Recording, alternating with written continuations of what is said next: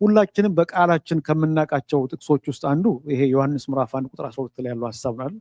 ለተቀበሉት ለነርሱ በስሙ ለሚያምኑት የእግዚአብሔር ልጆች የሆኑ ዘንድ ምን ሰጣቸው? ስልጣንን ሰጣቸው። ምን የሆኑ ዘንድ? የእግዚአብሔር ልጆች የሆኑ ዘንድ ስልጣንን ሰጣቸው ይላል። እና መጽሐፍ ቅዱስ በማመን የእግዚአብሔር ልጆች መሆናችን ብቻ ሳይሆን የእግዚአብሔር ልጅነት ደግሞ መገለጫ እንዳለው ይናገራል። የስ ልጆች ነን። ልጅነት ደግሞ የእግዚአብሔር ልጅነት መገለጫ አለው፣ መታወቂያ አለው። ያንን አስረግጦ ይነግረናል። እግዚአብሔርን ማወቃችን፣ ከእግዚአብሔር ጋር ህብረት እንዳለን፣ ከእግዚአብሔር ጋር ወዳጅነት እንዳለን እና ከንግግር ባለፈ መልኩ በሚታይ መልኩ የተገለጠ እንዲሆነ ይሄ የሚታይ ነገር የተጨበጠ ነገር እንደሆነ መጽሐፍ ቅዱስ ይነግረናል። እና እሺ ታንክ ዩ ቬሪ ማች እዚህ ጋር አረጋት ያንን ይነግረናል። ዛሬ የምናገርበት ሐሳብ ከሱ ጋር የተያያዘ ስለሆነ መጽሐፍ ቅዱስ ከያዛችሁ አንደኛ ዮሐንስ ምዕራፍ 2 ከቁጥር 28 እስከ 3:10 ነው። ይሄንን ነው የምናየው። እና ለምን በጽድቅ መኖር እንዳለብን የክፍል አስረግጦ ይነግረናል። ለምን በጽድቅ እንኑር፣ ለምን በአግባቡ እንመላለስ የሚለውን በደንብ ያሳየናል። አንደኛ ዮሐንስ ምዕራፍ 2 ከቁጥር 28 ጀምሮ እስከ 3:10 ድረስ ይሄንን ክፍል በጋራ በተረጋጋ መንፈስ እናጠናለን፣ እንመለከታለን። እና ስለ እግዚአብሔር ልጅነት በነገራችን ላይ ወደዚህ ከመምጣቱ ፊት ምዕራፍ 1 ላይ አማኝ እግዚአብሔርን ማወቃችን የሚታወቅባቸውን 3 መስፈርቶች በግልጽ አስቀምጧል። አንድ ሰው እግዚአብሔርን አውቃለሁ ሲል፣ አንድ ሰው ከእግዚአብሔር ጋር ህብረት አለኝ ሲል በምን ይታወቃል ለሚለው ፍቅርን ያነሳል፣ መታዘዝን፣ የእግዚአብሔርን ቃል መታዘዝ ያነሳል፣ አስተምህሮን ዶክትሪን ያነሳል። ከዚህ አሁን ከምናየው ክፍል ጀምሮ እስከ ምዕራፍ 4 ድረስ እነዚህ 3ቱን ነገሮች እንደገና በጥልቀት እያብራራ ነው የሚሄደው። እግዚአብሔርን ቃል መታዘዝ ያንን ያብራራል። ይሄ አሁን ዛሬ የምናየው ከመታዘዝ ጋር የተያያዘ ነው። ቀጥሎ ፍቅርን ያብራራል፣ አስተምህሮን ያብራራል። እና ጌታን ማወቃችን ከጌታ ጋር ጤናማ ህብረት እንዳለን አንዱ መታወቂያ ቃሉን መታዘዛችን እንደሆነ አንስቷል። ያንን ነው እና በጽድቅ መኖር አንዱ መገለጫው ነው። የእግዚአብሔር ልጅነት የእግዚአብሔር ልጆች መሆናችን አንዱ መገለጫው እግዚአብሔርን ማወቃችን በጽድቅ መኖር ነው። የእግዚአብሔርን ቃል በመታዘዝ መኖር ነው፣ መታዘዝ ነው። ያንን ያሳያል። አሁን ባልኳችሁ ክፍለ ምንባብ ውስጥ ለምሳሌ ምዕራፍ 2 ቁጥር 29 ስናነብ እንዲህ ይላል፣ እርሱ ጻድቅ መሆኑን ካወቃችሁ ጽድቅን የሚያደርግ ሁሉ ከእርሱ እንደተወለደ ታውቃላችሁ ይላል። ከእርሱ ልብ በሉ፣ እርሱ ጻድቅ መሆኑን ካወቃችሁ፣ እግዚአብሔር ጻድቅ መሆኑን ካወቃችሁ as a logical consequence ምንድነው የሚሆነው? ጽድቅን የሚያደርግ ሁሉ ከእርሱ እንደተወለደ ታውቃላችሁ። ጽድቅን የሚያደርግ 3:7 ላይም ስታዩ ልጆች ሆይ ማንም እንዳያስታችሁ ተጠንቀቁ፣ እርሱ ጻድቅ እንደሆነ ጽድቅን የሚያደርግ ምንድነው? እሱ ጻድቅ ነው። ከቁጥር 9 እስከ 10 ስታዩ የእግዚአብሔር ልጆችና የዲያብሎስ ልጆች ተለይተው የሚታወቁት በዚሁ ነው።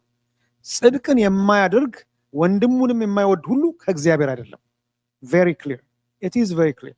ምንም አያሻማም ማለት በግልጽ ምንም በማያሻማ መልኩ ነው የተቀመጠውና ነን የምንለውን መሆናችን በትክክልም የእግዚአብሔር ልጆች መሆናችን በትክክልም የእግዚአብሔር ልጆች የሆኑ መገለጫ አላቸው ነው። ክርስቶስን አውቆ ከጻድቁ ከእግዚአብሔር ጋር ህብረት አለኝ ብሎ በጽድቅ አለመኖር የማይታሰብ ነገር ነው። ህብረት ያለው እግዚአብሔርን የሚያውቅ በጽድቅ ይኖራል። እግዚአብሔርን የሚያውቅ በጽድቅ ይኖራል። ባጭሩ ይሄ ክፍል ያንን ነው የሚያሳየው። እንደ ቃሉ እግዚአብሔር የሚከብርበት ህይወት መኖር የእግዚአብሔር ልጆች ለመሆናችን ዋነኛ አንዱ መገለጫ በጽድቅ መኖር ነው። እሱን ነው አሁን እንድናይ የምፈልገው። እና ለምንድን ነው በጽድቅ መኖር ያለብን የሚለውን እንዴት ከክርስቶስ መምጣት ጋር እንዳገናኘ እሱን እናያለን። እና ሐዋርያው በጽድቅ ኑሩ ነው የሚለው። በጽድቅ ኑሩ ያለበትን ምክንያት ያንን አርጊውመንቱን ያቀረበበትን መንገድ ብታዩ ያንን ከክርስቶስ መምጣት ጋር አገናኝቶታልና 2 ከወደፊት መምጣቱ ጋር 2 ጥቅሶች ደግሞ ከአስቀድሞ ከመምጣቱ ጋር አገናኝቶ እንደ ብራኬት ይሰራል። ያንን እናያለን። በጽድቅ ኑሩ ለምን? ኢየሱስ ይመጣል። በጽድቅ ኑሩ ለምን? ኢየሱስ መጥቷል። እንደዚህ ነው።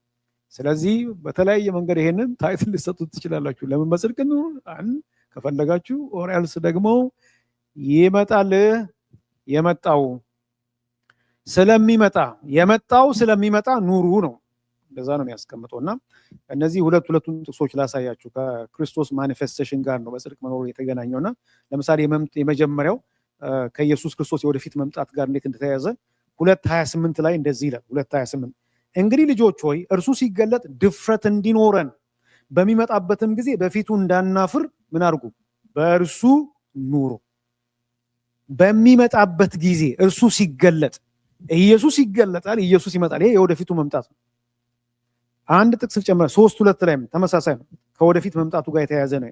ወዳጆች ሆይ እኛ አሁን የእግዚአብሔር ልጆች ነን፣ ወደፊት ምን እንደምንሆን ገና አልተገለጠም፣ እርሱ በሚገለጥበት ጊዜ እናየዋለንና እርሱን እንደምንመስል እናውቃለን። እርሱ በሚገለጥበት ጊዜ እነዚህ ሁለቱ ከወደፊቱ መምጣት ጋር የተገናኙ ናቸው። ኢየሱስ ይመጣል ነው። ሲመጣ ሲገለጥ በፊቱ እንዳናፍር በፊቱ የመቆም ድፍረት እንዲኖረን አሁን ኑሩ ይላል። የወደፊቱን ያነሳል፣ ያለንን ተስፋ ያነሳል። ሁለት ደግሞ ከመጀመሪያው መምጣቱ ጋር የተያዘ ነገር ያነሳል። እሱንም ላሳያችሁ 3:5 ላይ ምን ይላል? እንዲህ ይላል፣ እርሱ ኃጢአትን ሊያስወግድ እንደተገለጠ ታውቃላችሁ፣ በእርሱ ኃጢአት የለም። አያችሁ፣ እርሱ ኃጢአትን ሊያስወግድ ምን እንደሆነ እንደተገለጠ። ይሄ ከመጀመሪያው ከኢየሱስ ክርስቶስ መምጣት ጋር የተያያዘ ነው። 3:8 ብዙ ጊዜ የሚጠቀስ ነው።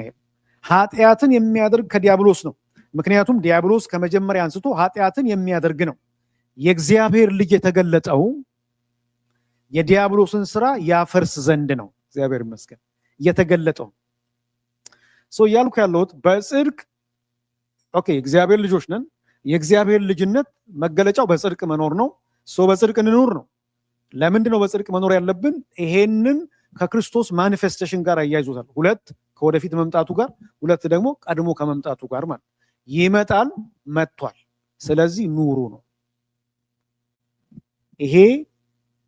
ይሄንን ነው እነዚህን ሁለቱን የኢየሱስ ክርስቶስን መምጣቶች በሚገባ የተረዳ አማኝ በጽድቅ ይኖራል። እንደሚመጣ ለምን እንደመጣ የገባው ኢየሱስ ተመልሶ እንደሚመጣ ኢየሱስ ለምን እንደመጣ የተረዳ ዛሬ ላይ ይኖራል። እሱን የሚያከብር ህይወት ይኖራል። እሱን ደስ የሚያሰኝ ህይወት ይኖራል። በዚህ ይሄ ነው ጉልበታችን፣ ይሄ ብራኬት ነው አቅማችን እና የኢየሱስ አስቀድሞ መምጣቱ የመጣበት ዓላማና ወደፊት በክብር በመላእክት ታጅቦ የሚመጣ መሆኑ ዛሬ በጽድቅ እንድንኖር፣ ዛሬ በቅድስና እንድንኖር፣ ዛሬ እሱን በመፍራት እንድንኖር፣ ዛሬ እግዚአብሔር የሚከብርበትን ህይወት እንድንኖር ጉልበታችን ከሱ ውስጥ የሚመጣ ነው። ምንድነው የምናደርገው? ከመጀመሪያው አንስቶ እነዚህን ሁለቱን ሀሳቦች ከክፍሉ ትንሽ ጠጋ ብለን እንድናያረጋለሁ። በጽድቅ መኖር ያለብን ለምንድን ነው? አንደኛ ኢየሱስ ክርስቶስ ሲመጣ ሳናፍር በድፍረት በፊቱ መቆም እንድንችል፣ በድፍረት በፊቱ መቅረብ እንድንችል። ይሄ ከክራይስትስ ፊውቸር አፒሪንግ ጋር የተያያዘ ነው ማለት ነው እና ቅድም 2:28 እና 3:2 አንብበናል በጋራና ኢየሱስ ይመጣል ነው። ጌታ በክብር ይመጣል። እርሱ ሲገለጥ፣ እርሱ በሚገለጥበት ጊዜ ይሄ የክርስቶስን ዳግም ምጽአት ያሳያል እና እንደተናገረው ዳግም ይመጣል፣ በክብር ይገለጣል። ሲመጣ በክብር ሲመጣ ጌታ በክብር ሲመጣ ቁጥር 28 ሁለት ነገር ነው የሚሆነው። እርሱ ሲገለጥ ድፍረት እንዲኖረን ይላል። አንዳንዶች በፊቱ የመቆም ድፍረት ይኖራቸዋል። በሚመጣበትም ጊዜ በፊቱ እንዳናፍር ይላል። በፊቱ የመቆም ድፍረት ያላቸው አሉ። ደግሞ በፊቱ ሽሪንክ የሚያደርጉ በፊቱ ቀና ብሎ መቆም የማይችሉ ደግሞ እንዳሉ ይሄንን ያነሳል። ኮንቲኒው ኢን ሂም በእርሱ ኑሩ ይላል። ከላይ መቼም ስለ ሞራል ዶክትሪን አንስቷል። ኢየሱስ አምላክ ሰው እንደሆነ ቁጥር 27 ላይ ያን ነበር ያነሳው። እዚህ ጋር መጥቶ ግላዊ ግንኙነት ህብረት ጋር ነው አሁን የሚያተኩረው። ከግላዊ ከፐርሰናል ሪሌሽንሺፕ ጋር አያይዞ በክርስቶስ ኑሩ፣ ከእርሱ ጋር ያላችሁን ግንኙነት ወይም ህብረት በመጠበቅ በመታዘዝ ኑሩ። ለምን? እርሱ ሲገለጥ በፊቱ መቆም እንድትችሉ። ለምን? እርሱ ሲገለጥ በፊቱ እንዳታፍሩ፣ በፊቱ እንዳትሸማቀቁ። ምክንያቱም እነዚህ ሁለቱ ይሆናሉ። በፊቱ የመቆም ኮንፊደንት ሆነው በፊቱ መቆም የሚችሉ አሉ። ደግሞ በፊቱ መቆም የማይችሉ በፊቱ shrink from him in shame እንደዛ ደግሞ የሚሆኑ አሉ። እና ሐዋርያው እያለ ያለው በእርሱ ከኖርን በፊቱ የመቆም አቅም ይኖረናል፣ በፊቱ የመቅረብ ድፍረት ኮንፊደንስ ይኖረናል የሚለውን ነው እያነሳ ያለውና so it's all about what living in righteousness ክርስትና በጽድቅ መኖር ነው። እግዚአብሔርን የሚያከብር ህይወት መኖር ነው። እግዚአብሔርን የሚያከብር ህይወት ኑሩ። ለምን ይመጣል? ጌታ ዳግም ይመጣል፣ በክብር ይመጣል። ይሄ የተባረከ ተስፋችን ነው። ይሄ ሕያው ተስፋ ነው። የእግዚአብሔር ህዝብ ተስፋ ያለው ህዝብ ነው። የተባረከ ተስፋ ያለው ሕያው ተስፋ ያለው ህዝብ ነው። ሶ ሲመጣ በፊቱ የመቆም ድፍረት እንዲኖራችሁ በጌታ ፊት ሲመጣ በፊቱ እንዳታፍሩ ኑሩ፣ በእርሱ ኑሩ፣ በጽድቅ ኑሩ፣ እርሱን የሚያከብር ህይወትን ኑሩ ነው እያለ ያለው እና እዚህ ነው እርሱ ጻድቅ መሆኑን ካወቃችሁ ጽድቅን የሚያደርግ ሁሉ ከእርሱ እንደተወለደ ታውቃላችሁ። ቅድም እንዳልኩት ማለት ነው። እና የዳግም መወለድ ማሳያው መገለጫው በጽድቅ መኖር ነው። ፉከራው ጩኸቱ ብቻ አይደለም፣ ሪሊጂየስ አክቲቪቲስ መፈጸሙ ብቻ አይደለም። it is way of lifeአችን ነው፣ የምንኖረው ህይወት ነው። እና ልክ እዚህ ጋር የዳግም መወለድ ሐሳብ ስላነሳ ይመስለኛል 3:1 ላይ ሲመጣ የእግዚአብሔር ልጆች ተብለን እንድንጠራ አብ አትረፍርፎ ያፈሰሰልን ፍቅር ምንኛ ታላቅ ነው። እኛም እንዲሁ ልጆቹ ነን፣ ዓለም እኛን የማያውቀንም እርሱን ስላላወቀው ነው። ይሄ በጣም የሚገርመኝ ክፍለ ምንባብ ነው። የእግዚአብሔር ልጆች ተብለን እንድንጠራ ቅድም ፓስተር ሲናገር ነው አብ አትረፍርፎ ያፈሰሰልን ፍቅር ምንኛ ታላቅ ነው እያለ ያለው ኑሩ አይደል ያለው። ለምን ይመጣል? ሲመጣ እንዳታፍሩ፣ ሲመጣ ኮንፊደንት ሆናችሁ በፊቱ እንድትቀርቡ። የተወለደ መታወቂያው ይሄ ነው አለና ከጌታ ዳግም ስለመወለዳችን እሱን የገለጠበት መንገድ በጣም ሙቪንግ ነው። ጠጋ እንበል። አሁንም ይሄንን የእግዚአብሔር ልጆች ነን። ክብር ለጌታ ይሁን። የእግዚአብሔር ልጆች ተብለን እንድንጠራ አብ ያፈሰሰልን ፍቅር ታላቅ ነው።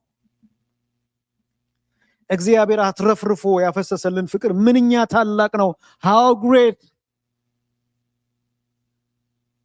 በተለያየ ትርጉም ይሄን ልታዩ ትችላላችሁ። ከየት ሀገር የመጣ ፍቅር ነው? ምን አይነት ፍቅር ነው? of what country? how great unearthly ነው። this is foreign። ምን አይነት ፍቅር ነው ይላል። እግዚአብሔር ይመስገን። ፍቅሩ ምድራዊ አይደለም፣ ከዚህ ምድር የሆነ አይደለም። የእግዚአብሔር ልጆች ተብለን እንድንጠራ አብ አትረፍርፎ ያፈሰሰልን ፍቅር ምን አይነት ፍቅር ነው? how great unearthly የሆነ ማች የሚያደርገው የሌለ የጌታ ስም የተባረከ ይሁን። በመገረም ነው የሚጠይቀው። ከየት አገር የመጣ ፍቅር ነው ይሄ? በመደነቅ በአግራሞት ነው። በቃ አስቶኒሽመንት ነው እዚህ ጋር የምታዩት። እና አይገርማችሁም? እግዚአብሔር ይሄንን ፍቅር አሳየን አይደለም፣ ማሳየት ብቻ ሳይሆን በላያችን ላይ አትረፍርፎ ምን ያደርገው? ያፈሰሰው። ሻውናስ አይደለም የሚለው አክቹዋሊ ላቪሽ ኖናስ በላያችን ላይ ያፈሰሰው አትረፍርፎ ያፈሰሰው ፍቅር ምን አይነት ፍቅር ነው? ሃሌሉያ! እግዚአብሔር ስሙ ይባረክ። እግዚአብሔር ይህን ፍቅር ማሳየት ብቻ ሰው በእኛ ላይ ያፈሰሰው። የእግዚአብሔር ልጅነት ጉዳይ ዝም ብሎ ንግግር አይደለም። እርግጥ ነው የእግዚአብሔር ልጆች ነን። እንዲህ እንድንሆን ከኛ የሆነ ምንም የለም። ማንም እንዳይመካ በጸጋ በስራ አይደለም። ጸጋው በእምነት ምን አድርጓቸዋል? አድኗቸዋል። ልጆቹ ያደረገን እግዚአብሔር ስሙ ይባረክ። ይሄንን በምንም ተምረንም ከፍለንም ወጥተንም ወርደንም አናመጣውም። እግዚአብሔር ፍቅሩን በላያችን ላይ ያፈሰሰው። how great of what country ምን አይነት ፍቅር ነው ይሄ? ዲዘርቭ ለማናረገው ለኛ እግዚአብሔር በእኛ ላይ ያፈሰሰ ልጆቹ ተብለን እንድንጠራ እና ይገርመኛል አለና 3:2 ላይ አሁን የእግዚአብሔር ልጆች ነን አለ። 3:2 ላይ የእግዚአብሔር ልጆች መሆናችን የተረጋገጠ ነው። የወደፊት ሁኔታዎች ምን እንደሚመስሉ ወይም ምን እንደሚሆኑ ገና አልተገለጠም። እርሱ ሲገለጥ ምን እናያለን? ልብ በሉ እዚህ ጋር አሁን የእግዚአብሔር ልጆች ነን ካለ በኋላ ወደፊት ምን እንደምንሆን ገና አልተገለጠም። እርሱ በሚገለጥበት ጊዜ እናየዋለንና እርሱን እንደምንመስል እናውቃለን። ሃሌሉያ ዋው! እርሱ ይገለጣል፣ እናየዋለን። ስናየው በሙሉ ክብሩ ስናየው እርሱን በሙላት እንመስላለን። እና ያንን ካለ በኋላ ነው 3:3 ላይ የክርስቶስን መገለጥና የእኛን ሁኔታ ከስነ ምግባር ጋር ያያይዟል። በእርሱ ይህን ተስፋ የሚያደርግ ሁሉ እርሱ ንጹሕ እንደሆነ ራሱን ያነጻል። እግዚአብሔር ይመስገን። ሁለት ፖይንት ነው ማሳያቸው። የመጀመሪያው ነው እያየን ያለው። ለምንድን ነው በጽድቅ መኖር ያለብን? የመጀመሪያው ኢየሱስ ክርስቶስ በክብር ሲመጣ በፊቱ መቆም እንድንችል ይመጣል ነው እያለን ያለው። ይመጣል። ሲመጣ በፊቱ የመቆም ድፍረት ያላቸው አሉ። ሲመጣ ደግሞ በፊቱ ሽንክ የሚያደርጉ አሉ።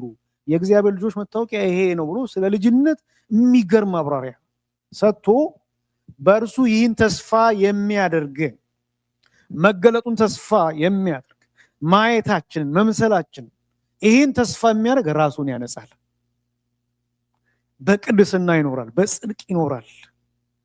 ወገኖች ወይ ኢየሱስ ዳግም ይመጣል። ማራናታ ይሄ ያስፈልገናል። ምክንያቱም ስብከት ሁሉ አፈር በሚሸጥበት እዚሁ ዙሪያችንን ብቻ እንድናይ እንድንፈልግ በሚያደርግበት በዚህ ጊዜ ይሄ ሪማይንደር ያስፈልገናል። ጌታ ይመጣል። የክርስቶስን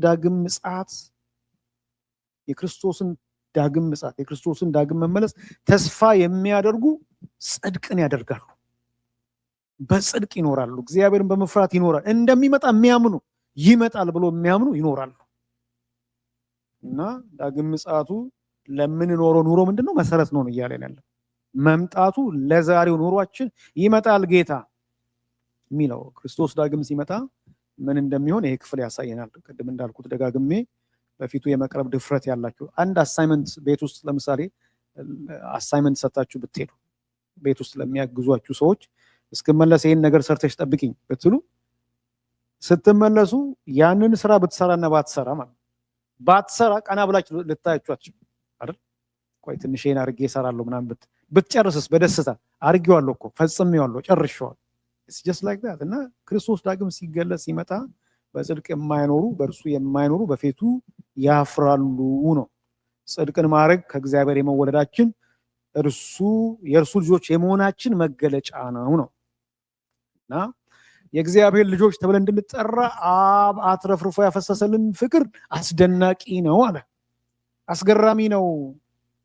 እና አሁን ነን የእግዚአብሔር ልጆች ነን። እርግጥ ነው ይሄ ወደፊት ሲመጣ እናየዋለን፣ በሙላት እንመስለዋለን ይላል። እና በጽድቅ ለምንኖር ኢየሱስ ክርስቶስ ዳግም ሲመጣ በፊቱ እንዳናፍር ጌታ ይርዳን። በጌታ ፊት እንኑር። ዛሬ ራሳችን ህይወታችን መርምር። የጌታን ዳግም መምጣት ስናስብ we do our አሳይመንታችንን በአግባቡ መወጣት የምንችለው አሳይመንቱን የሰጠን ጌታ ተመልሶ እንደሚመጣ ስናስብ፣ አሳይመንቱን የሰጠን ጌታ መጥቶ እንደሚተሳሰበን ካሰብ ዛሬ we do our best እንፈጥናለን፣ እንቸኩላለን። ለምን? to finish it። ልክ ኢየሱስ ምን አለ? አባት ሆይ ጨረስኩ አለ፣ አከበርኩ አለ፣ ሰጠኝ ሁሉ አከናውኛለሁ አለ። እና ልክ እንደዛ ማለት እንድንችል ሐዋርያው ቅዱስ ጳውሎስም እንዳለው የሐዋርያው ቅዱስ ጳውሎስን ህይወት ሰመራይዝ የሚያደርግ ይሄ 2 ቲሞቲ ቻፕተር 4 ላይ ያለው ሐሳብ ከ6 እስከ 8 ላይ ማለት ሩጫውን ጨርሻለሁ፣ መልካሙን የእምነት ገድል ተጋድያለሁ፣ እምነቴን ጠብቄያለሁ፣ እንዲህ ተዘጋጅ፣ የጽድቅ አክሊል ተዘጋጅቶልኛል፣ ወደፊት ጌታ ዳግም ሲመጣ አምዳን ይላል፣ ሬሱን ፉልፊል አድርጌያለሁ፣ ኮምፕሊት አድርጌያለሁ ይላል። እና ኢየሱስ ዳግም ይመጣል። ስለዚህ እንኖር፣ እሱን የሚያከብር ህይወት፣ እሱን ደስ የሚያሰኝ ህይወት እንድንኖር ያደርገን። አንዱ እሱ ነው። ሁለተኛው ለምን እንኑር? ኢየሱስ ክርስቶስ የመጣው ኃጢአትን አስወግዶ የዲያብሎስን ስራ አፍርሶ በጽድቅ ሊያኖረን ስለሆነ የመጣው ለዚህ ነው። ይመጣል ኑሩ ብቻ ሳይሆን የመጣው ለዚህ ነው። አያችሁ፣ ሁለት ፓሴጅ ፊቸር አፒረንሱን ያነሳው። አሁን ቱ ሞር ፓሴጅ የመጀመሪያው መምጣቱን ያነሳል። የመጣው ለዚህ ነው። ጌታ የመጣው ለዚህ ነው። ይሄ ኢትስ ሞር ኦፍ ክራይስትስ ፓስት አፒሪንግ ጋር የተያያዘ ነው። እና የቅድሙ ከምዕራፍ 2 ከቁጥር 28 እስከ 3 ድረስ መጣ። አሁን ከ3:4 ጀምሮ እስከ 10 ድረስ ከምን ጋር ያያይዟል? ከክርስቶስ ከመጀመሪያው መምጣት ጋር አያይዞ ይናገራል። እና ኢየሱስ የተገለጠው ኃጢአትን ሊያስወግድና የዲያብሎስን ስራ ሊያፈርስ ነው። በኃጢአት መኖር በኃጢአት መቀጠል ከክርስቶስ መምጣት ዓላማ ጋር ይጋጫል። እርሱ የመጣበትን ዓላማ መጻረር ነው። ስለዚህ ኑሩ ለዚህ ነው የመጣው። ይመጣል መጥቷል እኮ ነው ያለ እና ስለመጣ ኑሩ አይነት ቻሌንጅ ነው ያቀረበ ያለው እዚህኛው ውስጥ። ይሄ ሐዋርያው ሙግቱን ያቀረበበት መንገድ አሁንም ይገርመኛል። ከቁጥር 4 እስከ 10 ምናልባት ሁለት ቦታ ይሄን ከፍላችሁ ሁለት ጊዜ ነው ሙግቱን ያቀረበው ከቁጥር 4 እስከ 7 እና ከ8 እስከ 10 እና ለምሳሌ ከ4 እስከ 7 ላይ እያነጻጸርን እንሂድ። ሁለት ጊዜ ነው የተናገረው ወይም ሐሳቡን ሙግቱን ያቀረበው። ቁጥር 4 ላይ ኃጢአትን የሚያደርጉ ሁሉ ይላል። ቁጥር 8 ላይ ሄዳችሁ ስታዩ አሁንም ኃጢአትን የሚያደርግ ይላል። ሁለቴ ስለደገመው ለማገናኘት ፈልጌ ነው። ቁጥር 4 አሁንም የኃጢአትን ባህሪ ኃጢአት አመጽ ነው። ቁጥር 8 የኃጢአት ምንጭ ዲያብሎስ ነው። ቁጥር 5 የክርስቶስ መምጣት መገለጥ ዓላማ ለምንድን ነው? እሱ ኃጢአትን ሊያስወግዳል። ቁጥር 8 የዲያብሎስን ስራ ለማፍረስ ይላል። ሁለት ጊዜ ነው አርጊውመንቱን የሚያቀርበውና ደን ቁጥር 6 እና 9 ላይ ሎጂካል ኮንክሉዥኑን ያቀርብላቸዋል። አመክኖ መደምደሚያው ምንድነው? በእርሱ የሚኖር ኃጢአት አያደርግም። ቁጥር 6 ከእግዚአብሔር የተወለደ ኃጢአት አያደርግም። ቁጥር 9 ሁለት ጊዜ ነው። የመጀመሪያው ንዑስ ሐሳብ ከቁጥር 4 እስከ 7 ላይ ያለው ነው። የኃጢአትን ባህሪ ይገልጣል። የኃጢአት ባህሪ ምን እንደሆነ መግለጥ ላይ ያተኩራል እና ኃጢአት አመጽ ነው፣ ኃጢአት ሎለስነስ ነው ይላል። እና ኃጢአት በባህሪው አመጽ ነው። በእግዚአብሔር ላይ ማመጽ ክርስቶስ በመጣበት ዓላማ ላይ ማመጽ ነው። እና አንብበው እሺ። ኃጢአትን የሚያደርግ ሁሉ አመጽን ያደርጋል። ኃጢአትም አመጽ ነው። እርሱ ኃጢአትን ሊያስወግድ እንደተገለጠ ታውቃላችሁ። በእርሱም ኃጢአት የለም። በእርሱ የሚኖር ኃጢአትን አያደርግም። ኃጢአትን የሚያደርግ ግን እርሱን አላየውም ወይም አላወቀውም። ያገርማችሁ ልጆች ሆይ ማንም እንዳያስታችሁ ተጠንቀቁ። እርሱ ጻድቅ እንደሆነ ጽድቅን የሚያደርግ ምንድነው? እሱ ጻድቅ ነው። 4 ነጥብ። ይሄ የመጀመሪያውን አርጊውመንት ከቁጥር 4 እስከ 7 አቀረበ ማለት ነው። እዚህ ላይ ሞር ትኩረቱ የኃጢአት ባህሪ ምን እንደሆነ ያሳያችሁ። የኃጢአት ባህሪ በደንብ ያብራራል። ላይክ ኃጢአት አመጽ እንደሆነ ከዚህ ማንም እንደማያመልጥ ኢየሱስ ግን ይሄን ሊያፈርስ ተገለጠ። አይገርማችሁ? ኢየሱስ ይሄን ሊያስወግድ ተገለጠ ነው ይለውና ኢየሱስ ኃጢአት የለበትም። እንደውም ኃጢአትን ሊያስወግድ ተገለጠ። በእርሱ የሚኖር በጌታ የሚኖር በኃጢአት አይኖርም። ኮንቲኒየስሊ በኃጢአት ዱዌል ሊያደርግ አይችልም። በእርሱ የሚኖር እሱ ኃጢአትን ሊያስወግድ ነው አይመጣው። ኃጢአትን በማድረግ የምንኖር ከሆነ በእርሱ የለንም ብቻ ሳይሆን እርሱን አናውቅም ነው እያለ ያ ክርስቶስን በትክክል ያወቀ ያመነ የተቀበለ የቀመሰ በኃጢአት ጸንቶ መኖር አይችልም። በኃጢአት ጸንቶ አይኖርም። ማንም እንዳያስታችሁ ተጠንቀቁ። do not let anybody lead you astray። እና በዘመኑ የነበሩትን የሐሰት መምህራን ኢምፕላይ ያደርጋል። እሱ አሁን ጊዜ ያልወስድ እሱ ላይ እነ ጆን አዱሲ እና ኃጢአት አመጽ ነው። ኃጢአትን የሚያደርግ ሁሉ አመጽን ያደርጋል። ይሄ ክፍል የሚያሳየን ኢየሱስ ኃጢአትን ሊያስወግድ ተገልጧል። በኢየሱስ የሚኖር ኃጢአትን አያደርግም። በኃጢአት የሚኖር የሚቀጥል እርሱን አላየውም፣ እርሱን አላወቀውም። ማንም እንዳያስታችሁ ተጠንቀቁ። እርሱ ጻድቅ ነው፣ ጽድቅ የሚያደርግ ጻድቅ ነው። እግዚአብሔር ይመስገን። ይሄንን የኃጢአትን ባህሪ ከገለጠ በኋላ ወደ ምንጩ ይሄዳል። ከቁጥር 8 እስከ 10 የኃጢአት ምንጭ ላይ አተኩሮ የኃጢአት ምንጭ ዲያብሎስ ነው፣ ባለቤት አለው። እሱ ውስጥ ዱዌል የሚያደርጉ አባት አላቸው እነሱም። ያንን ሲያብራራ ከ8 ጀምሮ ኃጢአትን የሚያደርግ ከዲያብሎስ ነው። ምክንያቱም ዲያብሎስ ከመጀመሪያ አንስቶ ኃጢአትን የሚያደርግ ነው። የእግዚአብሔር ልጅ የተገለጠው የዲያብሎስን ስራ ያፈርስ ዘንድ ነው። እግዚአብሔር ይመስገን። ከእግዚአብሔር የተወለደ ሁሉ ኃጢአትን አያደርግም። በእርሱ ዘር የእርሱ ዘር በውስጡ ይኖራልና ከእግዚአብሔር ስለተወለደም ኃጢአትን ሊያደርግ አይችልም። የእግዚአብሔር ልጆችና የዲያብሎስ ልጆች ተለይቶ የሚታወቁት በዚሁ ነው። ጽድቅን የማያደርግ ወንድሙንም የማይወድ ሁሉ ከእግዚአብሔር አይደለም። 4 ነጥብ። this is በጣም ቻሌንጂንግ። ልብ በሉ። ዲያብሎስ ኢየሱስ ለምን እንደተገለጠ የተናገረ ነው። ዲያብሎስ ከመጀመሪያው ኃጢአት የሚያደርግ ነው አለ። የዲያብሎስ ስራው መታወቂያው ኃጢአት ማድረግ ነው። ክርስቶስ መታወቂያው ይሄን ማፍረስ ነው። የተገለጠው ይሄን ሊያፈርስ ነው።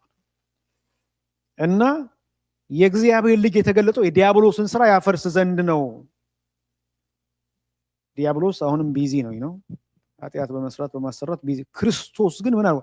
የተገለጠው እሱን ስራ ሊያፈርስ ነው። ይሄንን ካለ በኋላ ነው 9 ላይ ከእግዚአብሔር የተወለደ ኃጢአት አያደርግም doesn't continue sinning። ከእግዚአብሔር የተወለደ he cannot go on sinning። በኃጢአት ድዌል ሊያደርግ አይችልም። በኃጢአት ድዌል ሊያደርግ አይችልም። እና እያለ ያለው ባለቤት አለ ማለት ነው። የሚለየው የእግዚአብሔር ልጆችና የዲያብሎስ ልጆች ተለይተው የሚታወቁት በዚህ ነው። ጽድቅን የሚያደርግ ጽድቅን የማያደርግ ብሎ ያስቀመጠው it's very clear። ምንም ብዥታ የለም በመካከል ግልጽ ነው ወገኖች። ወይ ምንድነው እያልኩ ያለሁት? በዚህ ከሰዓት በዚህ ስፍራ እንድንኖር ተጠርተናል። እግዚአብሔር ስሙ ይባረክ። የእግዚአብሔር ልጆች ነን። አንዱ እውነት አንዱ መግቢያ ላይ እንዳልኩ ለተቀበሉት ለነሱ የእግዚአብሔር ልጆች የሆኑ ዘንድ ስልጣንን ሰጣቸው። የእግዚአብሔር ልጆች ነን። የእግዚአብሔር ልጆች እንድንሆን በእኛ ላይ አትረፍርፎ ያፈሰሰው ፍቅር ምንኛ ታላቅ ነው። ምን አይነት ፍቅር ነው! ምን አይነት ፍቅር ነው! ያዳነን ጌታ ስሙ ይባረክ። ልጆቹ ያደረገን ጌታ ስሙ ይባረክ። አዳነን የሆነልንን ትልቅ ነገር ያሳያል። it's unearthly ነው። ዲዘርቭ ለማናረገው ይሄ ሆነ ይልና ይሄ የሆነለት ይሄ በቃላት ለመግለጥ የሚከብድ unearthly የሆነ ፎሪን የሆነ ፍቅር የተገለጠለት ከዚህ እግዚአብሔር ጋር ህብረት ያለው ከዚህ ይሄን እግዚአብሔር የሚያውቅ ይኖራል። ዛሬ በጽድቅ ይኖራል። እግዚአብሔርን የሚያከብር ህይወት ይኖራል። wherever we are ለእግዚአብሔር doing whatever we do for the glory of God ለእግዚአብሔር ክብር ማድረግ። ሌላ መድረክ ላይ ብያለሁ። አንድ ሰው ምን አለ? ጌታን መቀበሌ እጅ ጽሑፌን ኢምፕሩቭ አደረገልኝ አለ። what do you mean? አይ በፊት በቃ ብዙ ማያረገው ነገር ሁሉ ተስፋ እንደቆረጠ ሰው በቃ የግድ ያቅለሽለሽ ነው ማረገው ነገር ሁሉ ማረገው በቃ ይሄ በህይወቱ እንትን ያለ ሰው ማለት ነውና ጌታን አገኘ። መጽሐፍ ቅዱስ ማንበብ ሲጀምር የምታረጉት ሁሉ ለእግዚአብሔር ክብር አርጉ ሚል ጥቅስ ሳነብ ስጽፍ እንኳን መጠንቀቅ ጀመርኩ።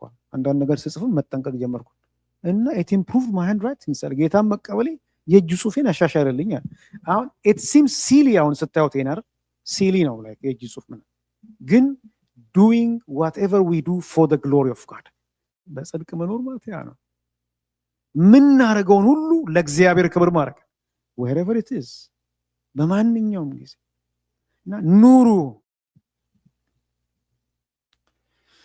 ያ ልጅነት መገለጫ አለው። የእግዚአብሔር ልጅነት እንዘምራለን፣ እንጮሃለን። የእግዚአብሔር ልጆች ነን። እግዚአብሔር እናውቃለን። ማወቃችን ህብረት ከሱ ጋር ያለን መሆኑ በኑሯችን የተገለጠ ይሆን። ዛሬ ወገኖች ሆይ ልጆች እንደሆንን እየዘመርን ነው የተጨራረስን ያለን።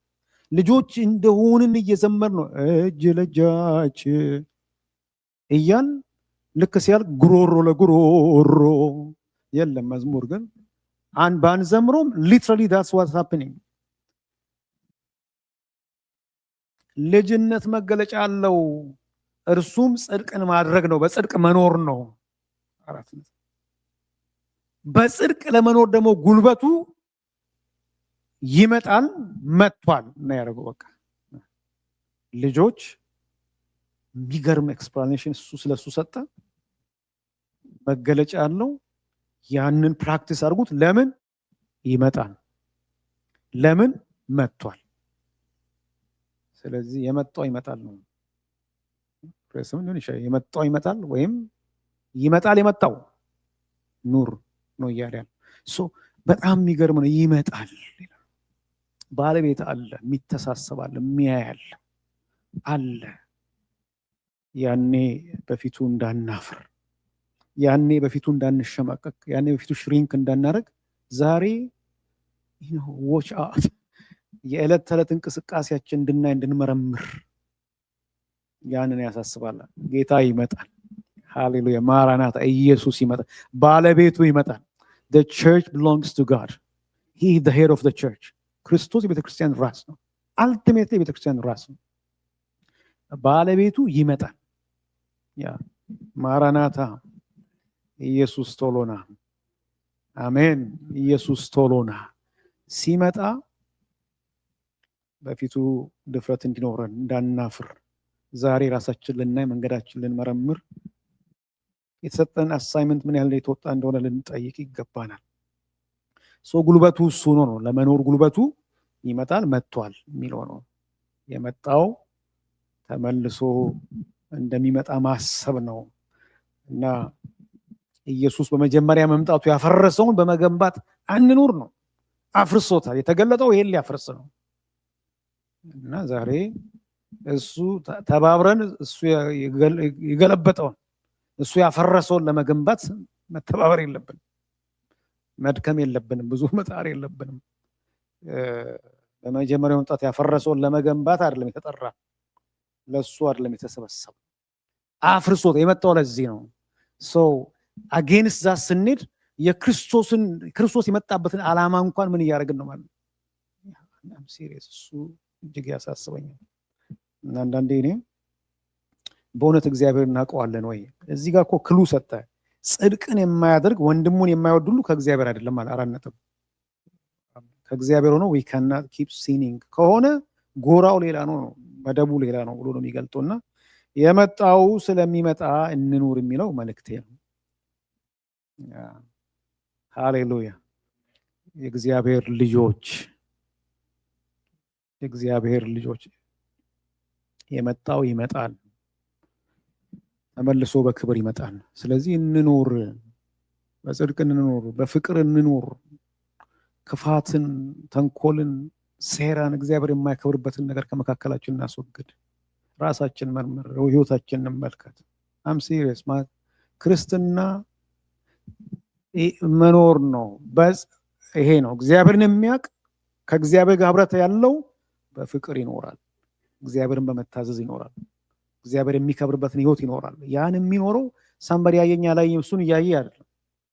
ይመጣል፣ ባለቤቱ ተመልሶ እንደሚመጣ በማሰብ ነውና ጌታ ይርዳን። እንጸልያለን። Yes Lord, thank you. Yes Lord. ሃሌሉያ። እናመሰግናለን ጌታ ሆይ ልጆች ያደረከን፣ ሃሌሉያ፣ ያዳንከን፣ አባ አባ ብለን የምንጮህበት የልጅነት መንፈስ የሰጠን እናመሰግናለን። መግባት ሆነልን። ሰው ዓለምን ሁሉ ቢያተርፍ ነፍሱን ግን ቢያጎድል ምን ይጠቅመዋል ይላል ቃል። በዚች እንደ ጤዛ እንደ ውልብታ በሆነችው ዘመናችን ለዘላለም ካንተ ጋር መሆን ሆነልን። ሃሌሉያ። እናመሰግናለን። ከኛ የሆነ ምንም የለም። እናመሰግናለን። ያዳንከን ጌታ ስም ይባረክ። ጌታ ሆይ እንደ ዳነ ህዝብ እንድንኖር እርዳን። እንደ ዳን እየዘመርን፣ እንደ ዳን እየሰበክን፣ እያስተማርን፣ እየጮህን ግን እግዚአብሔር ሆይ ምንለውን ያክል እየኖርን አይደለም። ስለዚህ ፈውስ እንዲሆን እንጠይቃለን። ፈውሰን ጌታ ሆይ ቤተክርስቲያንን ፈውስ። ክፋት፣ ተንኮል፣ ቂም፣ ይቅር አለመባባል፣ ጥላቻ፣ ሴራ፣ ሌላውን ማጥቃት፣ እነዚህ የኛ መገለጫዎች አይደሉም። እግዚአብሔር ሆይ አንተን የሚገልጥ አንተን የሚያሳይ ህይወት እንድንኖር እርዳን። አንተ ያለውን ከሆነ እንዳንመላለስ፣ አንተ ያፈረስከው እየገነባን እንዳንገኝ